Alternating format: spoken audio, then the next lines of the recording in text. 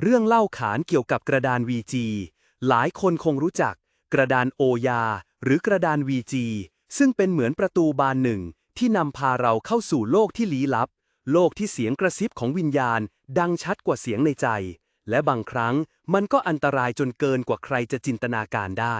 เรื่องนี้เกิดขึ้นเมื่อหลายปีก่อนในคืนฤดูหนาวที่เหน็บหนาวจนลมแทรกผ่านทุกอนูของหน้าต่างบ้านเก่าหลังหนึ่ง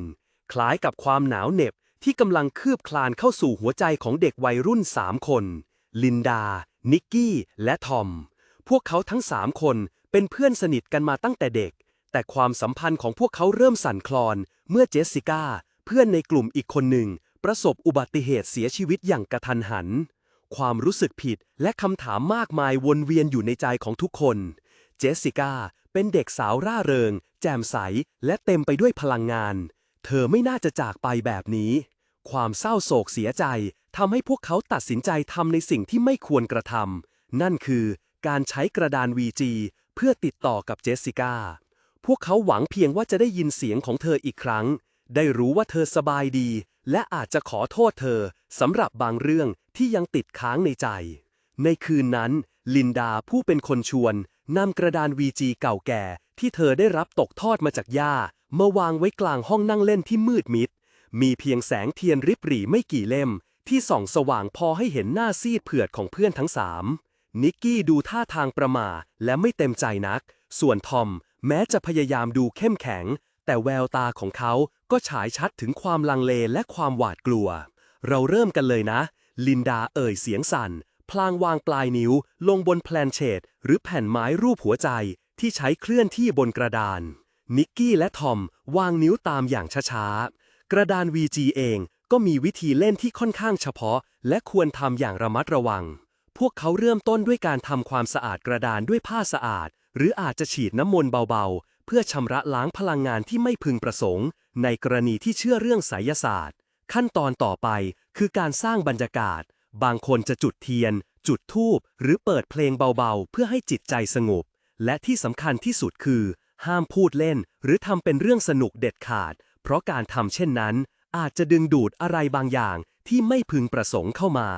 ลินดาเริ่มกล่าววิงวอนอย่างค่อยเป็นค่อยไปเจสสิก้าถ้าเธออยู่ที่นี่โปรดแสดงตัวด้วย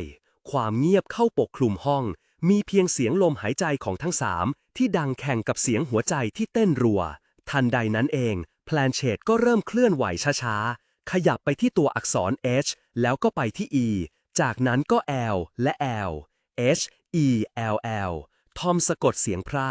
นรกเหรอลินดาสายหัวไม่ใช่หรอกอาจจะเป็นแค่ความบังเอิญเธอพยายามทำให้เสียงตัวเองมั่นคงแต่ความสั่นกลัวเริ่มคืบคลานเข้ามาในใจพวกเขาถามคำถามต่อไปแพลนเชตยังคงเคลื่อนไปมาอย่างช้าๆสร้างคำตอบที่คลุมเครือและบางครั้งก็ดูเหมือนจะตอบคำถามไม่ตรงประเด็นเท่าไหร่แต่ที่ทำให้พวกเขารู้สึกแปลกประหลาดคือแพลนเชตมักจะเคลื่อนไปยังตัวอักษรที่ดูไม่เป็นคำหรือไม่ก็เป็นตัวเลขที่ไม่มีความหมายชัดเจนแต่แล้วเหตุการณ์ก็เริ่มผิดปกติขึ้นหลังจากคำถามที่ว่ามีอะไรอยากบอกพวกเราไหมแพลนเชตก็เคลื่อนที่อย่างรวดเร็วไปยังตัวอักษรต่างๆอย่างบ้าคลั่งราวกับมีพลังงานบางอย่างที่ไม่ใช่พวกเขาเป็นผู้ควบคุมลินดา นิกกี้และทอมพยายามที่จะยกนิ้วออกแต่กลับพบว่านิ้วของพวกเขาราวกับถูกตรึงอยู่กับแพลนเชตปล่อยพวกเราไปนะนิกกี้กรีดร้องเสียงหลงใบหน้าของเธอซีดเผือดด้วยความกลัวนี่ไม่ใช่เจสสิก้าแพลนเชตหยุดนิ่งที่ตัวอักษร RUN หนีทอมพึมพำก่อนที่พวกเขาจะทันได้ทำอะไรเทียนทุกเล่มก็ดับลงพรึบพรับห้องมืดมิดสนิทสิ่งเดียวที่ยังคงเรืองแสงจางๆคือกระดาน VG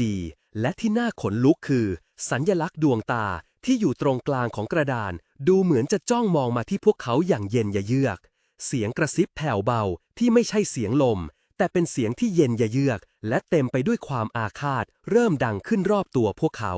พวกเจ้ามาเคาะประตูผิดบานแล้วความหนาวเย็นที่มากกว่าอุณหภูมิปกติเริ่มเข้าปกคลุมไปทั่วร่างของทั้ง3ลินดาสัมผัสได้ถึงลมหายใจเย็นๆที่รดต้นคอราวกับมีบางสิ่งยืนอยู่ข้างหลังเธอตามกฎของการเล่นกระดาน VG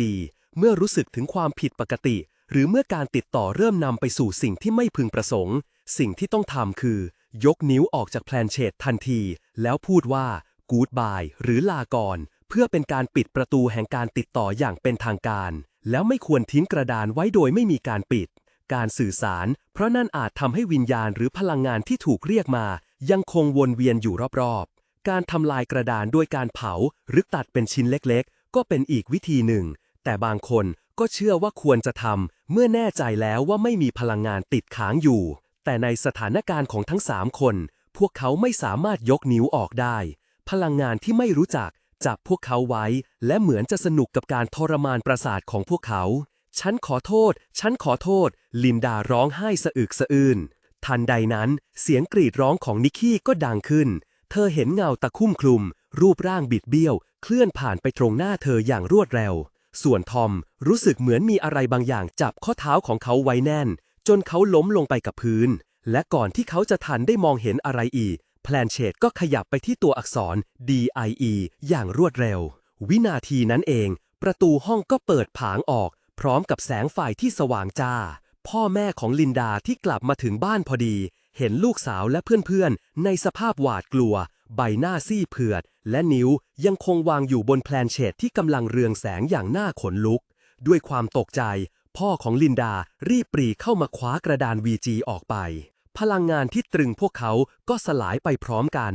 ทั้ง3คนล้มลงไปกองกับพื้นด้วยความอ่อนแรงและสั่นสะท้านหลังจากเหตุการณ์คืนนั้นพวกเขายังคงถูกหลอกหลอนด้วยฝันร้ายเสียงกระเซียบยังคงตามพวกเขาไปทุกที่แม้กระทั่งในเวลากลางวันทอมเริ่มมีอาการหวาดระแวงนิกกี้ไม่สามารถนอนหลับได้เองส่วนลินดาเองก็รู้สึกผิดจนทุกข์ทรมานพ่อของลินดาได้นำกระดาน VG นั้นไปทำลายทิ้งตามคำแนะนำของผู้รู้แต่ผลกระทบจากสิ่งที่พวกเขาได้ปลุกขึ้นมาในคืนนั้นดูเหมือนจะไม่ได้หายไปพร้อมกับการทำลายกระดานเชื่อกันว่ากระดาน VG ไม่ได้มีไว้เพื่อติดต่อกับวิญญาณคนตายเพียงอย่างเดียวแต่มันยังเป็นช่องทางให้วิญญาณอื่นๆที่ไม่ใช่คนมาหลอกลวงและเข้าสิงสู่ได้บางครั้งวิญญาณเหล่านี้ก็แสร้งทำเป็นคนที่ตายไปแล้วเพื่อหลอกล่อให้เราเปิดใจและเมื่อเราเปิดใจช่องทางนั้นก็จะถูกใช้เพื่อทำร้ายเราไม่ว่าจะเป็นการหลอกลวงทางจิตการทำให้เกิดเหตุการณ์ร้ายๆหรือแม้แต่การที่วิญญาณเหล่านั้นจะตามติดผู้เล่นไปทุกที่เรื่องเล่าขานเกี่ยวกับกระดาน VG สอนให้รู้ว่าบางประตูไม่ควรถูกเปิดบางความอยากรู้อยากเห็นก็อาจจะนำพาความวิบัติมาให้ได้เพราะนอกจากสิ่งที่อยู่ในอีกโลกหนึ่งจะปราศจากอันตรายและบางครั้งการปล่อยให้สิ่งที่ลี้ลับยังคงเป็นความลี้ลับต่อไปอาจจะเป็นวิธีที่ดีที่สุดในการปกป้องตัวเองจากความมืดมิดที่ซ่อนเร้นอยู่เพียงเบื้องหลังความอยากรู้อยากเห็นของเราเท่านั้นเองจากวันนั้นเป็นต้นมาลินดานิกกี้และทอมไม่เคยพูดถึงกระดาน VG อีกเลยพวกเขาพยายามที่จะใช้ชีวิตอย่างปกติแต่ในความเงียบงันของค่ำคืนบางครั้งพวกเขาก็ยังคงได้ยินเสียงกระซิบแผ่วเบา RUN เตือนให้รู้ว่าบางสิ่งบางอย่างที่น่ากลัวยังคงอยู่ในความมืดและบางทีมันอาจจะยังไม่จากไปไหนจบ